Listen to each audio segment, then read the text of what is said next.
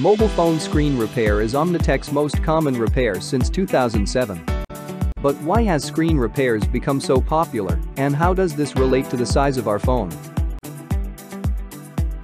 The size of a phone has shifted from big to big again, as the screen display has increased in size since the first ever phone was invented in 1983.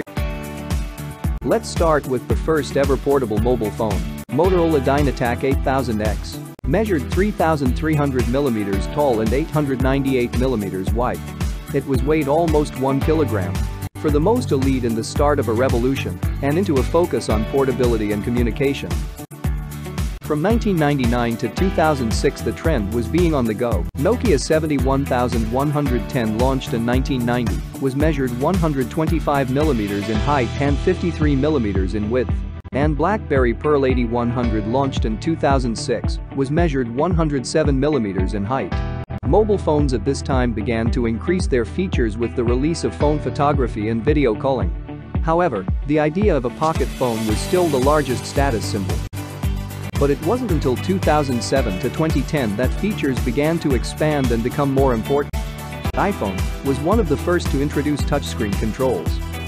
We were rid of traditional buttons and expanded from phones not only being about communication, but our life companions.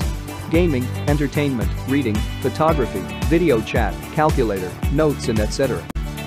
Samsung's Galaxy Note first launched in 2011 is largely credited with popularizing the phablet, and eventually, average smartphone sizes morphed into small tablet sizes since then. Today, in 2020, the latest iPhone 12 screen is now manufactured to include a ceramic shield on the screen to greatly improve drop and scratch resistance. Since touchscreen evolution, smartphones got bigger and thinner, they've also become more fragile and easier to break. That is why screen repair has become one of the most demanded mobile phone repair services at Omnitech today, and why we also offer a range of the latest screen protectors for purchase. Come to us for all your phone screen repairs.